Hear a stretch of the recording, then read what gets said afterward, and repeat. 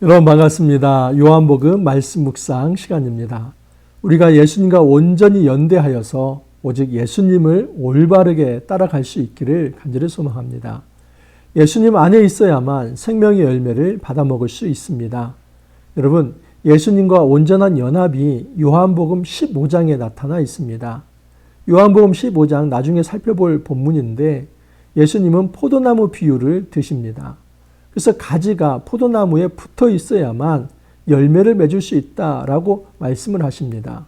여러분, 깨끗해지는 것이 중요한 게 아니라 예수님 안에서 끝까지 함께 거하는 것이 중요합니다. 예수님께서는 당신의 제자들을 깨끗하게 하십니다. 그러나 그것보다 더 중요한 것은 예수님은 그의 제자들이 예수 안에서 영원히 함께 사는 것을 바라는 것이었습니다. 요한복음 13장은 바로 이제 영광의 책의 시작 부분입니다. 어제 말씀을 드렸지만 예수님께서 세족식을 통해서 자기 자신이 십자가에 못 박힐 것, 그리고 그 십자가를 통해서 자기의 목숨을 들이심으로써 사랑하는 자들, 그 제자들에게 생명을 주려 합니다 하는 것을 보여주셨다 하는 사실입니다. 그러므로 예수님께서 제자들의 발을 씻기는 장면은 단지 제자들 앞에 좀 낮아지는 모습 이 정도가 아니라 제자들을 사랑하되 어디까지 사랑하십니까? 자기의 목숨을 내려놓기까지 사랑하시겠다 하는 것을 그렇게 세족식을 통해서 보여주신 것입니다. 하지만 예수님께서 어제 한마디 아주 의미심장한 말씀을 하셨습니다. 너희가 깨끗하나 다는 아니니라. 이는 자기를 팔 자가 누구인지 아심이라 말씀을 하셨습니다. 여러분, 예수님께서는 지금 세족식을 하면서도 이 12 중에 하나는 자기를 팔 자가 누구인지를 예수님께서 아셨다 하는 사실입니다. 자, 오늘 말씀은 그 배반자, 가룟 유다에 대해서 좀 더 자세한 설명입니다.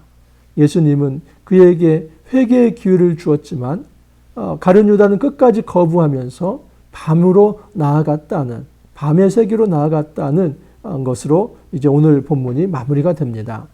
오늘 말씀 요한복음 13장 18절에 30절입니다. 좀 더 자세히 한번 살펴보도록 하겠습니다. 내가 너희 모두를 가리켜 말하는 것이 아니니라. 나는 내가 택한 자들이 누구인지 알미라. 그러나 내 떡을 먹는 자가 내게 발꿈치를 들었다 한 성경을 응하게 하려는 것이니라. 어제 말씀에 의해서 내가 너희 모두를 가리켜 말하는 것이 아니니라. 이 말은 무슨 얘기냐면 지금 내가 어제 나를 팔 자가 있다라고 얘기했는데 12이 다 나를 판다는 얘기는 아니다. 그 한 사람이 있다. 그러니까 너무 걱정은 하지 말라 이런 얘기입니다. 그러면서 나는 내가 택한 자들이 누구인지 알미라. 여러분, 이건 선한 목자의 모습이죠. 선한 목자는 자기 양의 이름을 압니다. 그리고 그 이름을 불러줍니다. 마찬가지로 예수님께서 선한 목자가 되어서 누가 선한 양인지 누가 악한 양인지를 아신다는 겁니다. 그러니까 처음부터 예수님은 자기를 팔 자가 누구인지를 알고 계셨다 하는 것을 이야기합니다.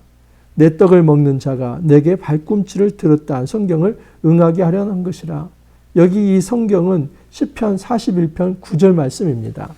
그걸 제가 한번 읽어드립니다. 시편 41편 9절 말씀에 내가 신뢰하여 내 떡을 나눠 먹던 나의 가까운 친구도 나를 대적하여 그 발꿈치를 들었나이다. 여러분, 원래 떡을 나눠 먹는 관계는 이스라엘 형제 공동체입니다.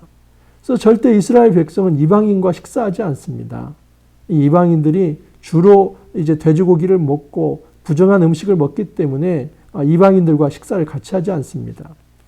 이 유대인들은 자기 이스라엘 백성 공동체와 함께 식사하는데 그 이유는 바로 신뢰가 있기 때문입니다. 하나님 안에서 우리가 하나의 형제 되었다는 것을 생각하면서 그 신뢰 가운데서 같이 식사하는 겁니다. 그런데 그렇게 신뢰 공동체 속에서 같이 식사를 했는데 한 사람이 발꿈치를 듭니다. 이것은 상대에 대한 대적과 그리고 배신과 반역의 표시이며 경멸과 무시의 표시입니다. 지금 예수님께서 이 가룟 유다 한 사람을 지금 염두에 두면서 그 사람이 존재하는 것은 바로 시편 41편 9절 말씀을 하나님께서 성경을 응하게 하려 합니다. 그렇게 말씀을 합니다. 자, 이 이야기를 지금 요한복음 저자가 왜 했을까요? 그리고 예수님께서는 이 말씀을 왜 했을까요? 여러분, 지금 이것을 말하는 것은 예수님께서 미래에 일어날 일을 모르고 있었다는 것이 아니라 알고 있었다는 겁니다. 즉 정리해 보면 여러분, 예수님께서는 자기를 팔 자가 누구인지를 알았습니까? 몰랐습니까? 알았습니다. 자, 그렇다면 그것을 아신 예수님께서 십자가를 지실 것을 아십니까? 모르십니까? 아시지요. 자, 그러면 예수님께서 십자가를 이 밤이 지나면 내일 십자가를 지셔야 하는데 그것을 알았다고 해서 예수님께서 그 십자가의 길을 도망칩니까? 아니면 자기를 배반할 자를 지금 잡아서 족쳐서 거기서 죽이려고 합니까? 전혀 예수님의 모습은 그런 모습이 아닙니다. 만약에 제가 미래의 일을 알았다면 내일 내가 지금 죽는 상황이라고 한다면 저는 먼 타국으로 아마 도망갔을지도 모릅니다. 그 마음이 쫄보이기 때문에 그렇습니다. 그러나 예수님께서 이 땅에 오셨을 때 지금 당장 내일 그 죽는 순간까지 앞으로 어떤 일이 발생될 것을 다 아시고 자기를 배반할 자가 누구인가를 다 아시지만 그 비극의 현장 앞에 도망치지 않고 한 걸음 한 걸음 나아갔다는 사실입니다. 이것은 무엇을 얘기하냐면 예수님은 어쩌다 십자가를 진 게 아니라는 사실입니다. 어쩌다 보니까 십자가를 지고 어쩌다 보니까 죽게 되고 어쩌다 보니까 이제 모든 일이 끝나버리고 그게 아니라는 겁니다. 결코 이 십자가는 우연히 어쩌다 예수님이 힘이 없어서 당해서 지는 것이 아니라 그 십자가는 처음부터 예수님이 계획하신 일이고 하나님의 뜻이며 그 하나님의 순종의 결과로서 그 십자가를 향해서 한 걸음 한 걸음 나아갔다는 사실입니다. 예수님께서는 모든 것을 아시고 그리고 그것이 자기에게 얼마나 큰 고통인 줄을 아시면서도 담담하게 그 길로 걸어가셨다는 사실입니다. 그 중에 하나는 자기가 그 사랑했던 제자들 중에 하나가 자기를 배신하는 것이었습니다. 19절 이하를 보면 지금부터 일이 일어나기 전에 미리 너희에게 일러둠은 일이 일어날 때에 내가 그인 줄 너희가 믿게 하려 함이로라. 여러분, 예수님께서 지금 이것을 미리 말씀하시는 이유, 다시 말해서 나를 팔 자가 있다, 나를 배반할 자가 있다, 이것을 미리 말씀하시는 이유 딱 한 가지 있는데 그것은 그 일이 진짜 발생했을 때에 내가 그인 줄 너희가 믿게 하려 함이라. 여러분, 지금 이 가룟 유다라고 하는 사람이 예수님을 잡아서 이제 성전 수비대에게 넘길 겁니다. 이것은 제자 공동체에 무엇을 가져오냐면 패닉과 공포를 가져옵니다. 자, 그런데 그때 예수님께서 기대하는 제자 공동체의 모습은 그렇게 공포에 떨면서 흩어져 버리는 것이 아니라 오히려 이것은 내가 예언한 것이니까 담담하게 받아들이라. 그리고 내가 바로 하늘로부터 온 자임을 믿으라. 그것을 말하기 위해서 여러분 그것을 제자들이 알도록 하기 위해서 미리 말씀을 하셨다 하는 사실입니다. 20절 이하를 보면 내가 진실로 진실로 너희에게 이르노니 내가 보낸 자를 영접하는 자는 나를 영접하는 것이요 나를 영접하는 자는 나를 보내신 이를 영접하는 것이니라. 순서가 이렇습니다. 예수님이 누군가를 보내십니다. 이 보냄받은 자가 아포스톨로스 해서 이 사도이지 않습니까? 그래서 여러분, 예수님께서 보낸 자, 그 사람을 믿으면은 바로 예수님을 믿는 것이고 예수님을 믿는 자는 하나님을 믿는다. 이렇게 되어 있습니다. 그러면 우리가 예수 믿는 데 있어서 아주 천병의 중요한 역할을 하는 사람이 누구입니까? 예수님이 보낸 자들입니다. 전도자들이죠. 예수님께서 이 얘기를 왜 갑자기 하셨을까? 그 이유는 무엇이냐면 지금 이 12 제자 공동체 중에 한 사람이 배반하여서 이 정말 굉장히 큰 치명타를 입힐 것이지만 그렇다고 해서 이 제자 공동체 자체가 완전히 없어지거나 또는 하나님 나라 사역이 중도에 중단되어서는 안 된다는 것을 이야기하는 겁니다. 예수님은 가룟 유다 한 사람이 배반할지라도 나머지 사람들의 그 권위와 이 하나님 나라의 사역과 사명이 위축되거나 또 실추되어서는 안 된다 하는 것을 이야기하는 겁니다. 그래서 나머지 제자들의 권위를 높여주는 겁니다. 내가 보낸 자, 그들의 말을 듣고 그들을 영접하는 것은 나를 영접하는 것이고 나를 영접하는 것은 하나님을 영접하는 거다. 그러니까 이 보냄받은 제자 공동체의 권위는 어떤 한 사람의 배반과 폐역 때문에 그 권위가 실추되어서도 안 되고 또 그들의 전도 사역이 위축되어서도 안 되고 하나님 나라 사명이 끝나서도 안 된다 하는 것을 말을 하는 겁니다. 우리가 기억할 게 하나 있습니다.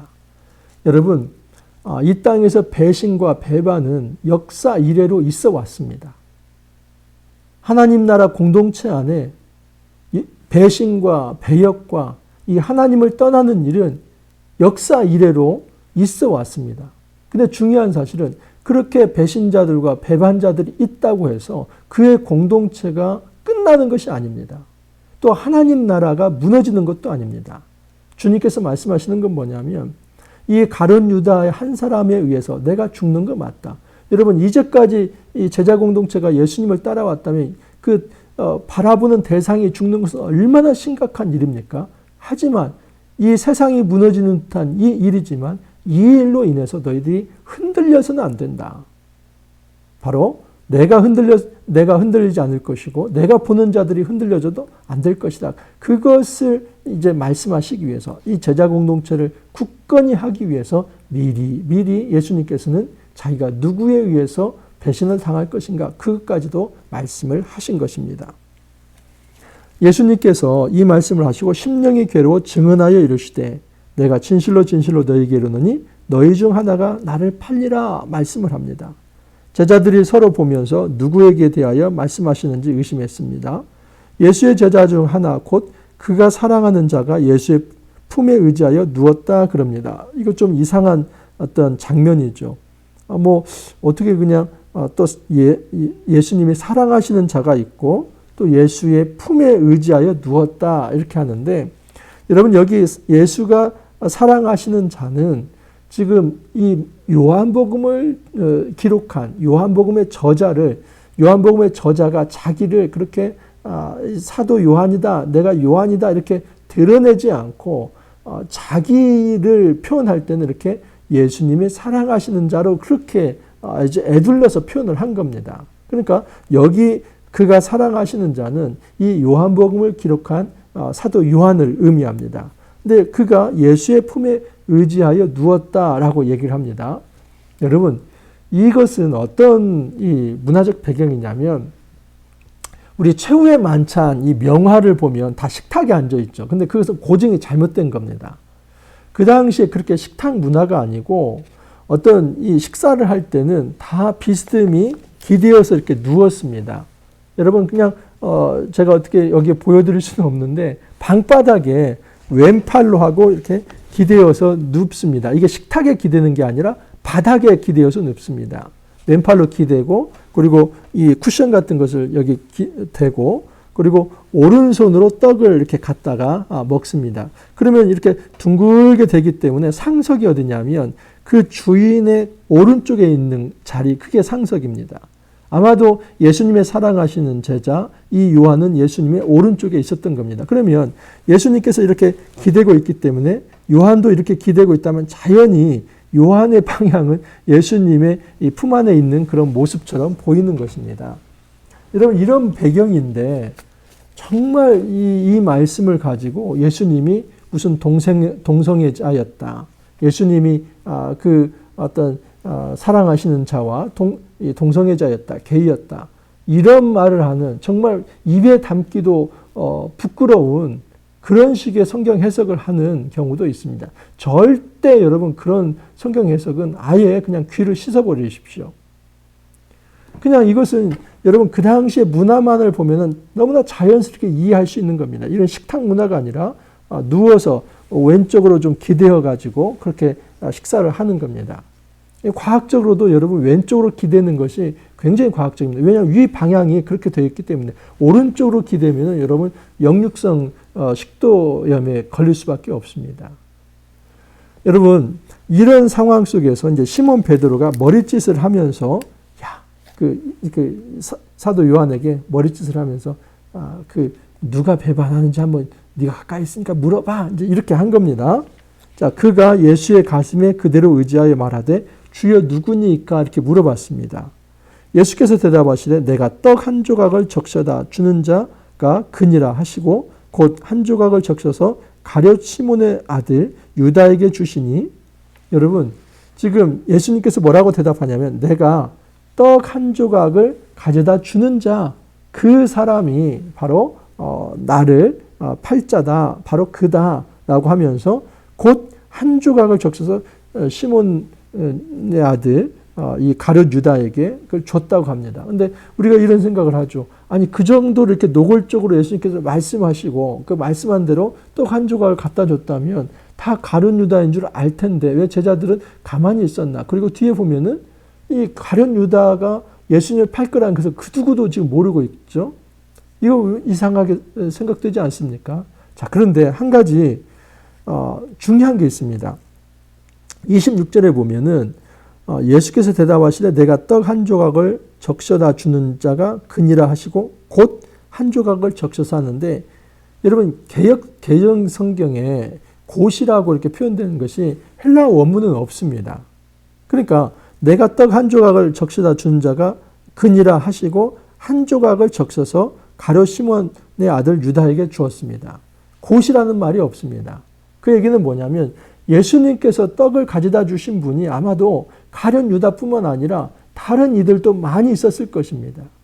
그러니까 지금 여러분 성만찬 때에 예수님께서 이 잔은 나의 피요 그리고 이 떡은 나의 살이다 하면서 이 떡과 잔을 마셔야만 너희들이 이제 나와 연대할 수 있고 온전히 생명을 누릴 수 있다. 그렇게 말했고 12제자가 다 떡을 먹지 않았습니까?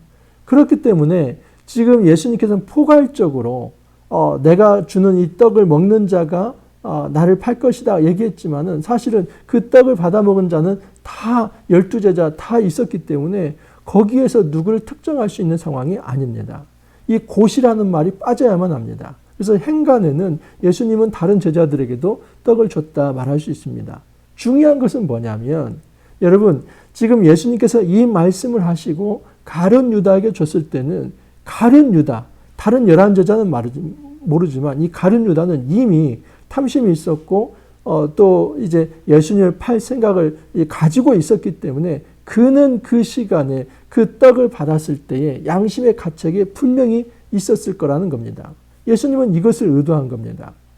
지금 다른 사람은 다 모른다 할지라도 이 가룟 유다는 알 수 있도록 예수님은 하신 것입니다. 이것은 가룟 유다에게 다시 한번 회개의 기회를 주신 것입니다. 조각을 받은 후 곧 사탄이 그 속에 들어간지라. 이거 역시도 마찬가지입니다. 여러분 조각을 받은 후에 이 사탄이 그 속에 들어갔습니다. 이게 무슨 얘기냐면 조각을 받고 정말 이 가룟 유다가 양심의 가책이 있어서 회개를 했다면 사탄이 들어갈 수 없지요. 하지만 그 조각을 받고도 뒤에 보십시오. 30절 보면 유다가 그 조각을 받고 곧 나가니 밤이러라. 이 밤은 어둠이죠. 어둠과 빛은 항상 대조되지 않습니까? 요한복음에서는 그 빛이 어둠 가운데 왔지만 어둠이 그 빛을 영접하지 않았다. 그렇게 계속 얘기하지 않았습니까? 그러니까 여기서 말하는 어둠은 단지 밤중에 나갔다 이런 게 아니라 폭선이 깔려 있는 겁니다. 이 유다는 패역의 길, 반역의 길, 배반의 길로 갔다 하는 것입니다. 그 떡을 받아들고 그 광명의 길, 빛으로 예수님께 나아간 게 아니라 그는 무엇을 선택했냐?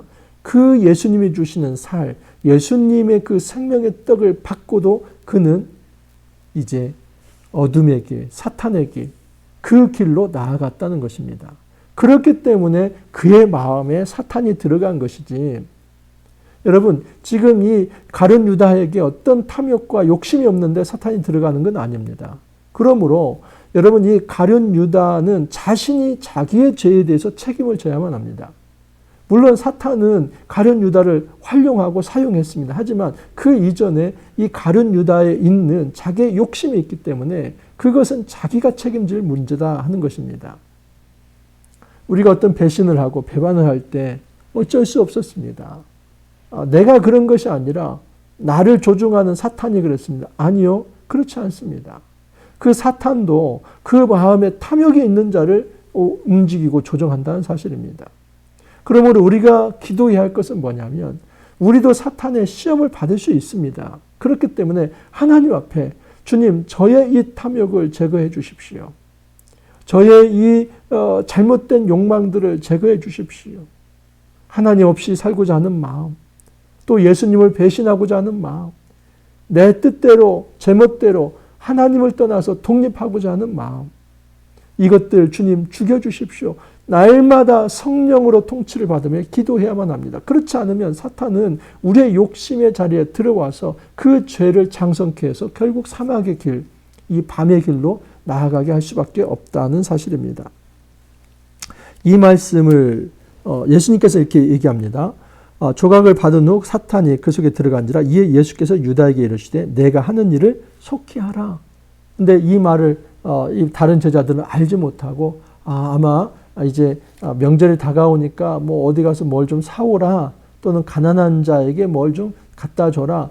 이제 원래 이 유다가 했던 일들이 그런 돈마트에서 하는 일이었으니까 그것을 하라, 그 정도로 알았다고 생각을 했던 것입니다. 하지만 여러분, 예수님은 지금 네가 해야 할 일을 속히 하라고 하는 것은 이미 심판을 한 겁니다. 더 이상 예수님께서는 이제 더 이상의 기회를 주지 않습니다. 끝났습니다. 여러분, 그 떡 조각을 줄 때가 마지막입니다. 내가 이 12제자에게 다 얘기한 겁니다. 이 떡 조각을 주는 자, 받는 자가 바로 이제 그 나를 팔자다 얘기를 했을 때 예수님은 아마 여러 사람에게 주었을 것입니다. 근데 지금 예수님께서 지금 가룟 유다에게 주었을 때 그것은 가룟 유다도 알고 예수님도 압니다. 그 1대1의 상황에서 가룟 유다가 회개하지 않았기 때문에 결국 그는 밤의 길, 사탄의 길로 갈 수밖에 없었다 하는 사실입니다. 여러분, 우리가 예수님과 연대하길 바랍니다. 예수님 안에 있기를 바랍니다. 혹시라도 예수님 밖으로 떨어져 나가지 않기를 바랍니다. 우리가 배반의 길을 걷는 첫 번째 길은 무엇이냐면 그 공동체 밖으로 떨어져 나가는 것입니다. 소속을 바꾸는 것이 배신입니다. 광명의 그 공동체 안에서, 광명의 예수 그리스도 안에서 함께 거할 때에 우리는 하나님 나라를 함께 추구할 수 있습니다. 하지만 그것에서 떨어져 나갈 때는 결국 사탄이 그 사람을 홀로 놔두지 않고 이 사탄의 무리에 데려간다는 사실입니다. 포획해 갑니다. 그러므로 우리는 정말 주의해야만 합니다. 나의 소속이 어디인가? 내가 예수님께 있는가? 내가 예수 안에 있는가? 아니면 나는 밤을 좋아하며 그 밤의 길로 나아가려고 하는 것인가? 혹시라도 우리가 혹여라도 우리 인생을 살아가면서 밤의 길을 선택하면서 이 가룟 유다의 처참한 이 비극적인 죽음의 길, 죄악의 길, 패역의 길, 배신의 길, 그 길을 가지 않기를 간절히 소망합니다. 함께 기도합니다. 주님, 예수님께서는 다 아셨습니다. 자기를 팔 자가 누구인지 알았고 또 자신이 십자가를 지실 것까지도 다 아셨습니다.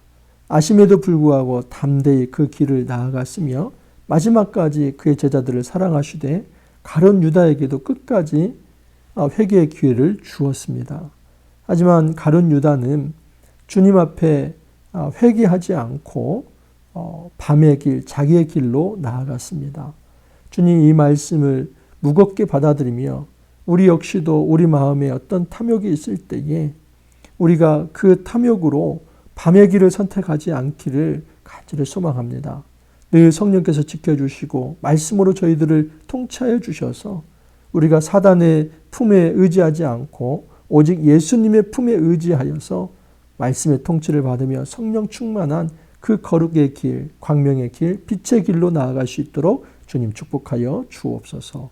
감사하고 예수님 이름으로 기도하옵나이다. 아멘.